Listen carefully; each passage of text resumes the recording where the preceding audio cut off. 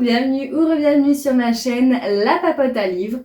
Alors déjà, désolée pour la semaine dernière, il n'y a pas eu de vidéo parce que franchement, avec mon chéri, on était KO. En plus, franchement. Alors ça va être mon objectif 2026, essayer de tourner dans la même journée plus de vidéos pour justement les semaines où je serai malade et qu'on ait quand même quelque chose à monter ou qu'on a déjà monté ou je sais pas trop, va falloir qu'on s'organise avec mon homme, mais là, franchement j'ai eu des états grippaux, j'étais pas bien, j'ai quand même été bosser, j'étais en une flaque. Clairement j'étais une flaque. Enfin bref.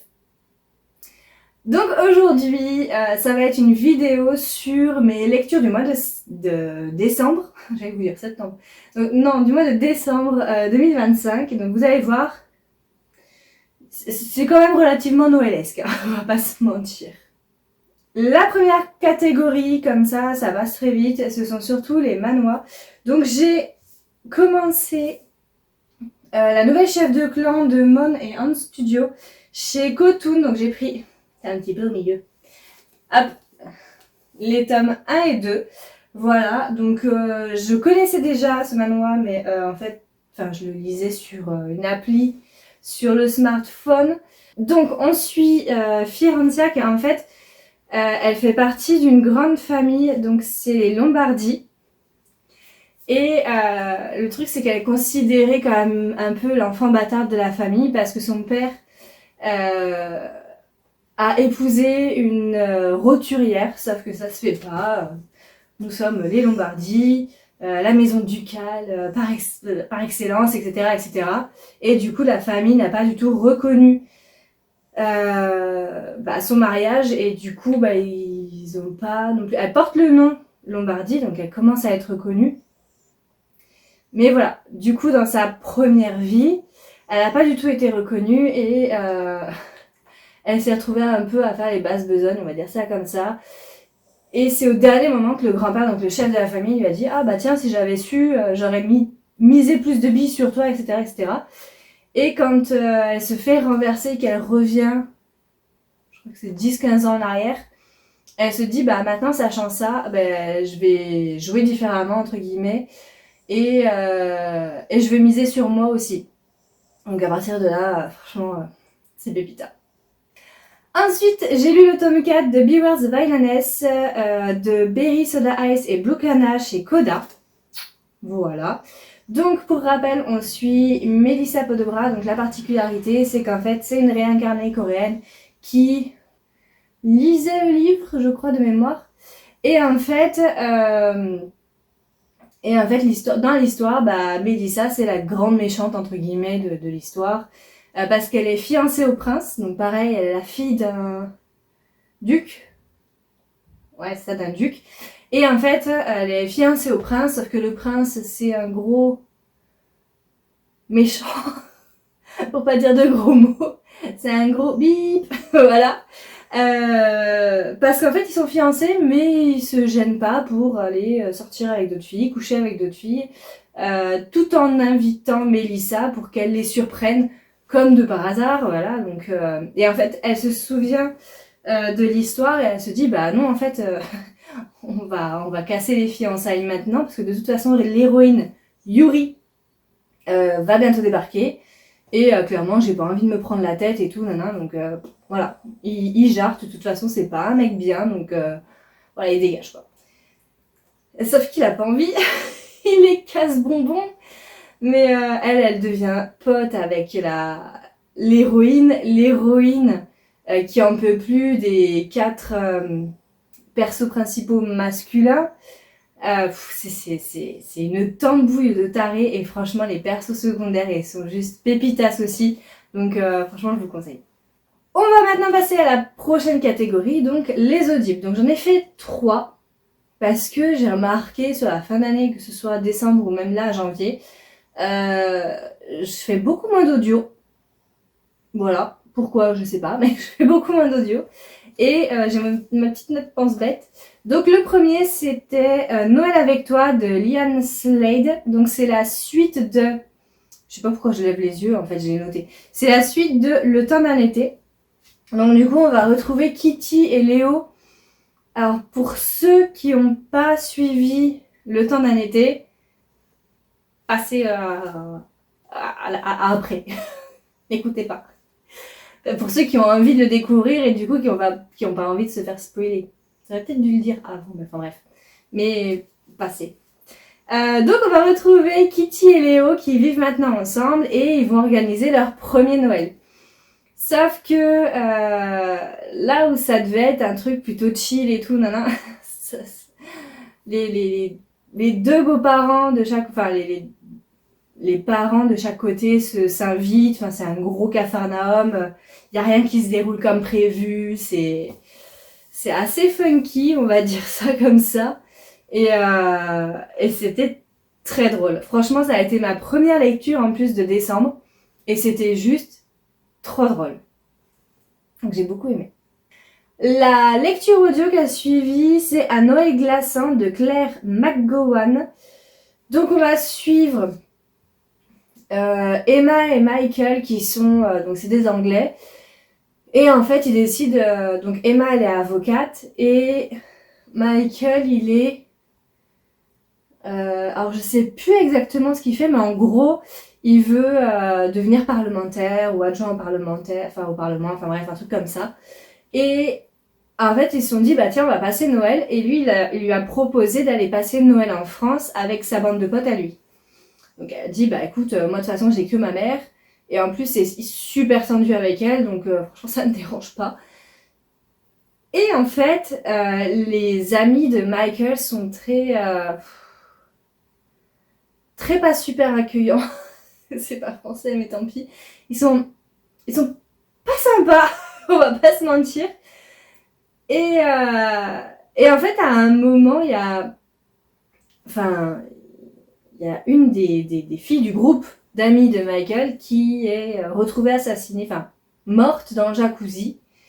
Et il va s'en suivre forcément toute une enquête derrière, Emma contre toute la bande, Emma avec Michael contre toute la bande, Emma encore contre toute la bande, enfin bref, ça va être très enquête.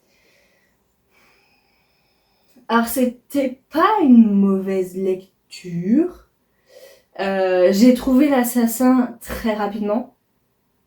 Il y a certaines connexions que j'avais pas faites, par contre, mais j'ai trouvé l'assassin principal très rapidement. Et ce que j'ai pas aimé, c'est la naïveté de l'héroïne Emma. Des fois, j'avais envie de lui dire, mais putain, mais purée, ouvre les yeux, enlève-toi tes œillères et débrouille-toi toute seule. Pourquoi tu fais confiance à telle ou telle personne? Enfin bref, c'était vraiment insupportable. Des fois, deux paires de baffes, quoi, j'ai envie de vous dire. Mais ça se voit que la personne te ment. Pourquoi Oh là là. Enfin bref. Vous voyez, c'était en décembre et pourtant je suis encore à fond là. Ma dernière lecture audible, c'était la Christmas Academia de Max L. Teliak. Alors, hop, je vais poser ça. Alors, que vous dire? En vrai, l'histoire de fond a été vraiment stylée.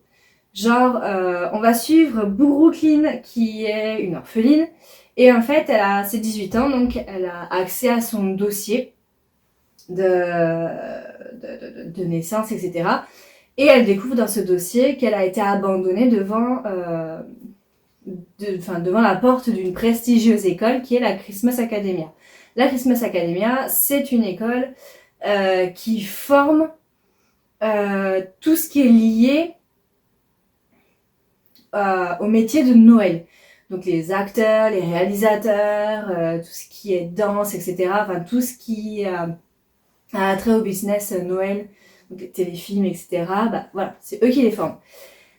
Et en fait, elle rencontre Niklaus. Donc du coup, elle décide comme c'est une très bonne danseuse, elle se dit, elle fait tout, elle rentre dans la Christmas Academia dans l'espoir de trouver ses origines. Ensuite, on a donc Niklaus qui est le petit-fils ou le petit-fils du fondateur de la Christmas Academia. Et en fait, il s'est passé quelque chose, on ne sait pas quoi, il y a un an. Et en fait, il est devenu très taciturne, hyper sévère, hyper strict, etc., etc. Et du coup, entre les deux, voilà, va se passer ce qui va se passer. Et ce que je trouve hyper dommage, c'est qu'en fait, l'histoire de base pour laquelle on commence ce roman est perdue dans la romance smeutique. Ouais, j'invente des mots. Parce qu'en fait, on se doute, hein, romance Brooklyn Niklaus, oui, pourquoi pas. Mais il y a tellement de smut, de scènes de cucu de partout, non justifiées, juste histoire de dire qu'il y a une scène qui servent à rien et qui ne font pas avancer le schmilblick. Et du coup, à la fin, on résout le mystère de qui étaient ses parents, mais à une vitesse grand V, en mode rien à faire, alors que quand même c'est le fil rouge de l'histoire. Et je trouve vraiment que ça a été bâclé, mais je sais pas quoi vous dire. Franchement, j'ai trouvé ça vraiment dommage. Et en fait, toutes les scènes de cucu qu'il y a eu clairement pour moi pour rien, ils auraient pu, l'auteur, pour moi, attention, hein, pour moi, l'auteur aurait pu développer en fait l'histoire conductrice, le fil rouge de l'histoire et enfin bref, c'était pas mauvais, c'était choupi à certains moments, il y a eu quand même voilà, il y a quand même des trucs qui sont sympas, mais je trouve que le fil rouge a été complètement bâclé. Et on enchaîne avec la catégorie des romans que j'ai en physique. Et on commence, alors je passe de smut à smut, hein, clairement, on va pas se mentir. On commence avec My Spicy Holiday de Laura Gardenia. Donc c'est de l'auto-édition de mémoire, ouais. Donc lui, je l'avais pris au salon Passion Romance de Clermont-Ferrand, enfin le Cendre. Alors on va suivre et Love et je crois que ça s'appelle. Vous voyez la mémoire de poisson rouge quand même. Et Zachary. En plus c'est écrit en bas. Donc on suit Love et Zachary pendant le réveillon du Nouvel An. Elle a 5 ans de plus que lui, donc elle vient de fêter ses 30 ans, lui il en a 25. Donc lui c'est un acteur, elle, je sais plus ce qu'elle fait dans la vie. Je sais plus ce qu'elle fait dans la vie, mais juste elle vient d'être, c'est une grande romantique, sauf qu'elle vient d'être larguée. Elle s'est séparée de son gars parce qu'elle a découvert qu'il la trompait. Enfin bref, du coup, elle veut faire une croix sur la romance, mais bon voilà. Et ses copines, pour lui remonter le moral, entre guillemets, pour lui faire penser à autre chose, parce qu'elle est en mode en mode déprime sur son canapé, avec son petit lapin. Du coup, pour lui remonter le moral, elles ont été déterrer une vieille liste qu'elles avaient faite ensemble, où c'est les trucs à faire en fait dans l'année de leurs 30 ans, de leur trentaine, et chacune a mis des trucs plutôt, voilà. C'est côté cœur, on va dire, côté cœur et corps, voilà. Parce qu'il y en a une qui a mis des choses très osées, Love, elle a mis des trucs plutôt romantiques et gnangnang, et l'autre à mi-chemin entre les deux, quoi. Et du coup, c'est lors de la soirée du réveillon du Nouvel An qu'elle va rencontrer Zachary. Elle va un peu l'envoyer sur les roses, sauf que de fil en aiguille, va se passer ce qui va se passer. Et j'ai envie de dire, oui, il y a du smut, mais ça fait partie de l'histoire en fait. C'est expliqué, elle a des challenges à faire pour tester, etc., de nouvelles choses. Donc en fait, ça fait partie de l'histoire. C'est pas des trucs qui sont là pour rien en fait. Et j'ai beaucoup apprécié. Du coup, à un moment, il va bien falloir que je me prenne la suite. Un peu changer de position parce que je commence à avoir mal au dos. J'essaie de me tenir droite là. Et je vais me réveiller tout. Donc je continue avec Laura Gardenia et son roman Je déteste Noël et mon Grinch de colocataire. Comment j'ai kiffé. Mais comment j'ai kiffé. Donc on a Mila et Sawyer. Donc Mila sort d'une, pareil, hein, d'une relation avec un gars. Alors, je crois qu'elle était fiancée. Elle habitait à San Francisco, elle était fiancée. Elle travaillait dans une grosse boîte de journalisme. Et elle était fiancée à son patron. Sauf qu'elle a découvert qu'il la trompait avec absolument tout San Francisco. Donc elle en avait marre et elle s'est cassée. Donc elle a rejoint sa meilleure amie, dont j'ai oublié le prénom.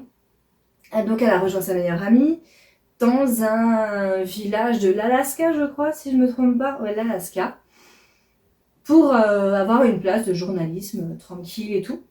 Donc ses parents comprennent pas sa décision. Parce qu'ils sont en mode, oui, mais tu te rends compte, t'avais une très bonne place. En plus, t'étais fiancée, mais tu te rends compte, qu'est-ce qu'on va dire à nos amis enfin, quand ils vont nous demander comment tu vas, on va devoir leur dire que tu travailles dans un trou paumé et tout. Oh là là, mais tu te rends pas compte, la honte. Enfin bref, absolument adorable, les parents, c'est génial. Et en fait, avec le nouveau job, allait un appartement. Sauf que l'appartement a subi un dégât des eaux et tout le mois de décembre, il sera en rénovation. Donc elle vit pour le moment avec sa meilleure amie, sauf que sa meilleure amie, ils sont en couple, ils ont un petit, je dis pas de bêtises, donc très complexe. Et en fait, sa meilleure amie l'embarque dans un speed dating, qui est une tradition du village. Et en fait, elle rencontre la famille proche, les parents du garçon qu'elle va avec qui elle va passer le mois. Donc elle rencontre les parents de Sawyer avec qui ça match super bien. Et, et du coup, la règle, c'est zéro contact physique. Donc ses parents lui disent, oui, tu vas voir, Sawyer, c'est notre fils, il est super sympa. Il revient de 3 ans de mission pour Médecins du Monde et il veut s'installer, il veut reprendre le cabinet et tout, il est très posé, nani, nana. Et il lui faut un portrait comme ça hyper sympathique de Sawyer. Donc elle se dit, c'est cool, au moins, enfin, elle est cash avec eux, elle leur dit, écoutez, moi j'ai pas prévu de me mettre en couple, j'ai juste besoin d'un toit sous la tête. Donc ils lui disent, oui, pas de soucis, nana. Sawyer rentre, et elle se rend compte que le gars super sympa qui voulait s'établir dans le village et tout ça, en fait non, pas du tout, hein. Le gars il est super grincheux, il fait que râler, il fait que se plaindre, il veut que la dégager. Et en plus il veut pas du tout s'installer, au contraire il veut repartir en mission dès le lendemain de Noël, enfin du coup... Et ils se font la guerre, et c'est tellement drôle. Elle se fait... Parce que du coup, via ce speed dating, il y a des sortes un concours pour les couples potentiels à devenir. Et il y a différentes épreuves. Et lors de ces épreuves, du coup, elle devient pote avec une autre femme d'un autre potentiel couple. Mais c'était tellement drôle. J'ai adoré. Franchement, j'ai adoré. Le prochain que je vous présente, c'est Catastrophe à Noël de Aline Scott. Ça aussi, je crois que c'est de l'auto-édition. Ouais. Alors, on suit Laurie qui est libraire dans un petit village de France, là-haut en Alsace. Je crois que c'est ça. Hein. Moi, la géographie, laissez tomber, je suis nulle. Hein.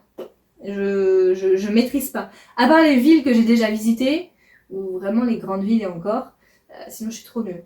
Donc, on a Laurie qui est libraire et qui vit avec ses 2 lapins et un chat. Et on a Elliot qui souhaite démissionner de son travail parce que ça se passe mal et tout, et qui revient, et c'est le fils des propriétaires du café qui est dans la rue commerçante où est établie Laurie. Donc leur première rencontre est pas très sympa, puisqu'en fait il rentre dans la librairie, il dit pas bonjour, il dit pas merci, il dit rien. Il lui achète un livre et il se casse. Vraiment, voilà. Et il va y avoir un concours de circonstances qui va faire que, en fait, sa meilleure amie à elle, dont j'ai oublié le nom, hein, ou moi et les prénoms, si c'est pas les persos principaux, c'est compliqué. Déjà, les persos principaux, c'est compliqué. Donc, sa meilleure amie est en couple avec un gars, Max, quelque chose comme ça. Et ce fameux Mad Max est un vieil ami d'Eliot. Donc, ils se retrouvent pour le match de Matt. Enfin, pour son match. Le match.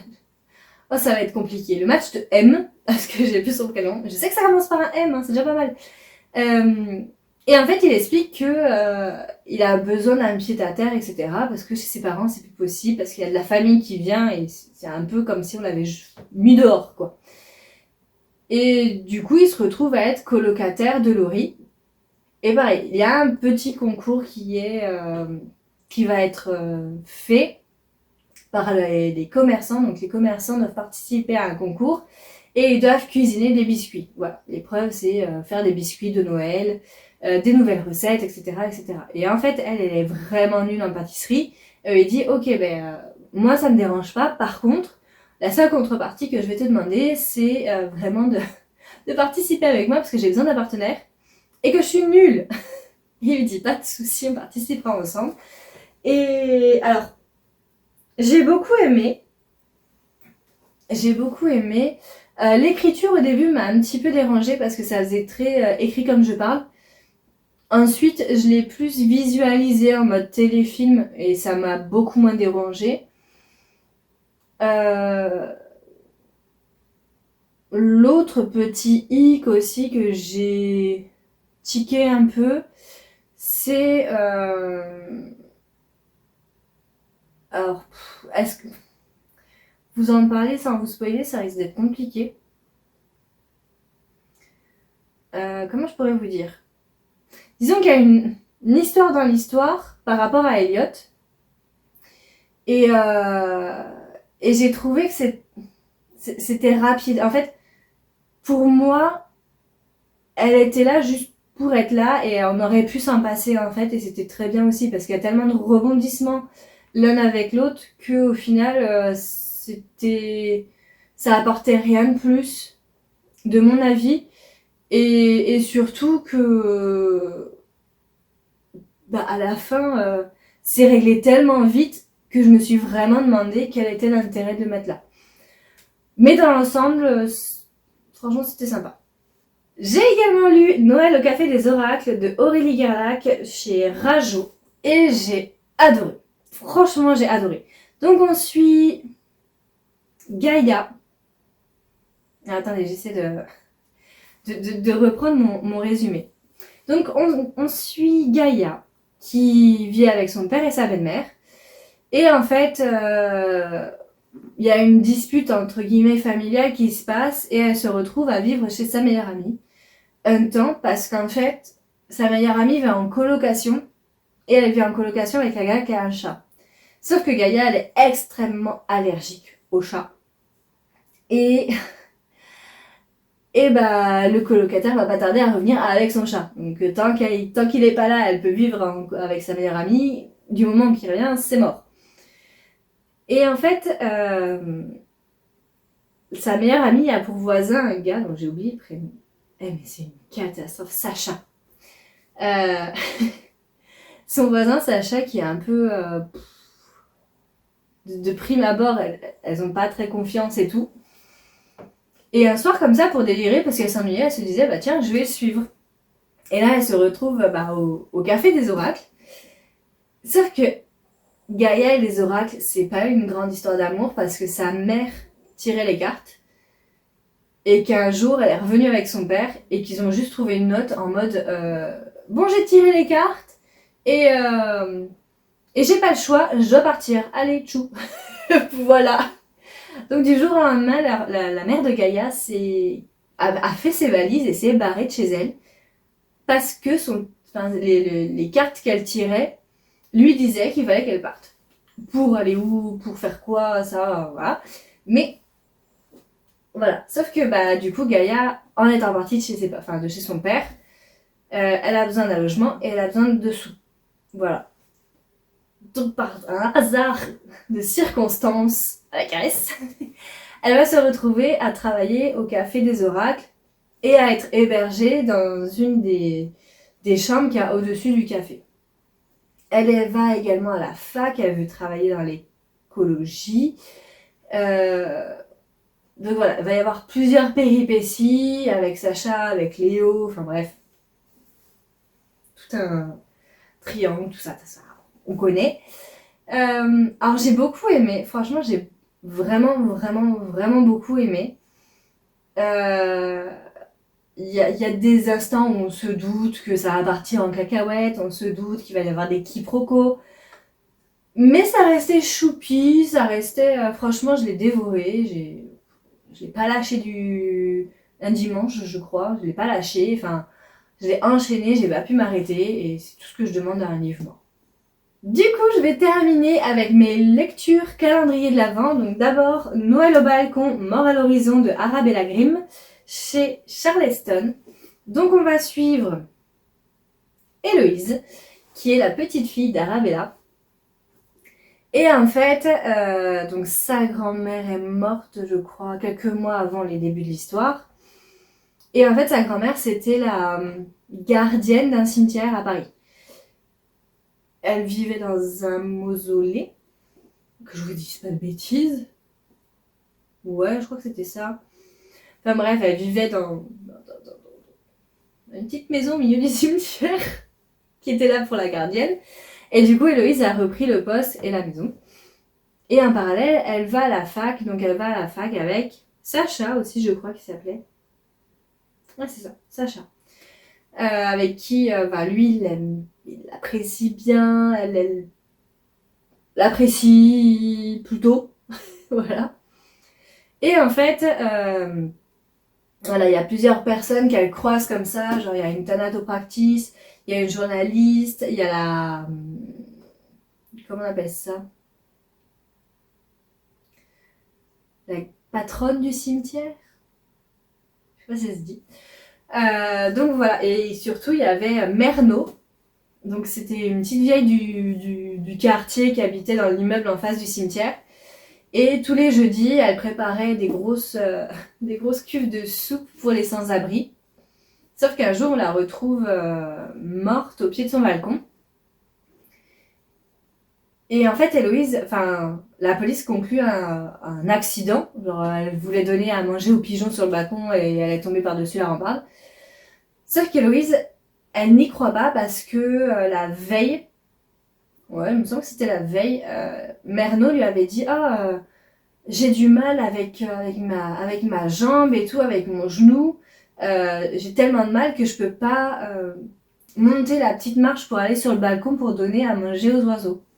Et en fait, Héloïse s'est dit, mais attends, elle m'a dit hier encore qu'en fait, elle n'allait plus sur le balcon depuis longtemps parce qu'elle peut plus aller sur le balcon, en fait. Parce que ça devient trop compliqué pour elle. Donc, comment elle a pu passer la rambarde du balcon?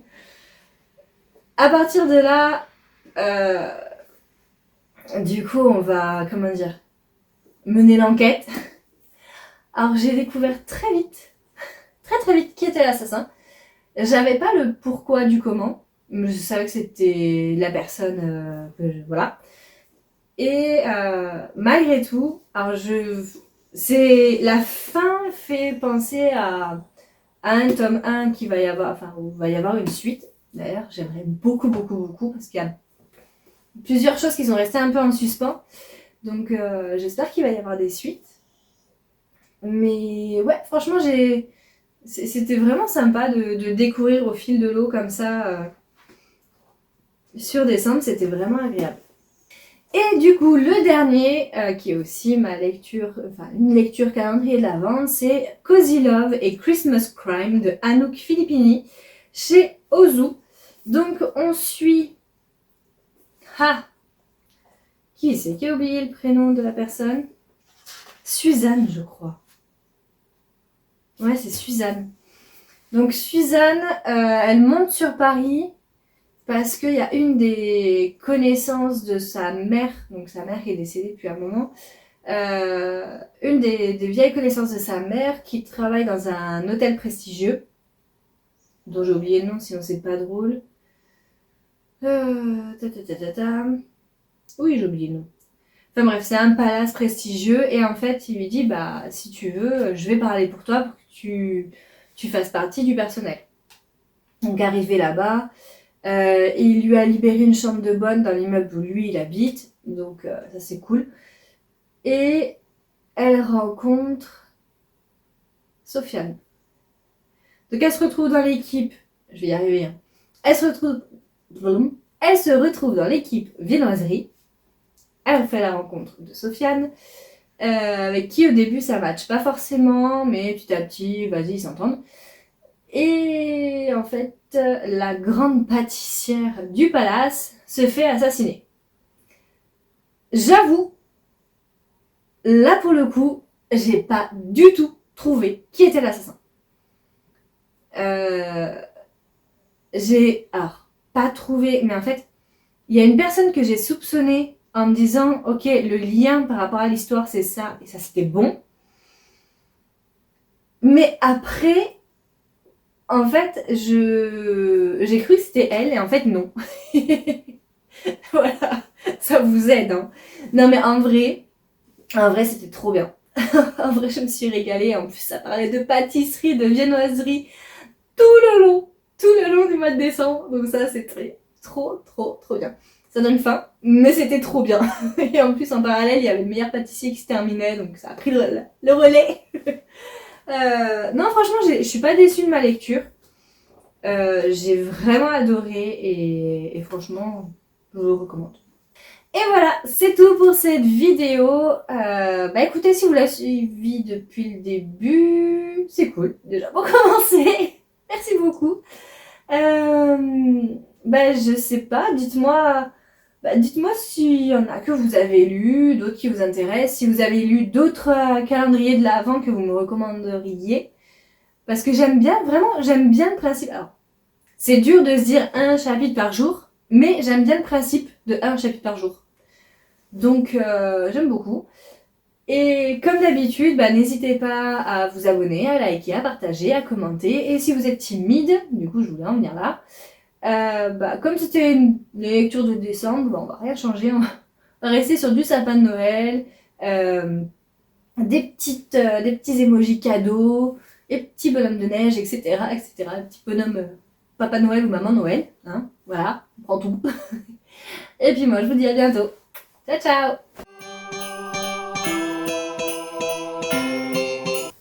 Ouh, elle était fastidieuse la fin.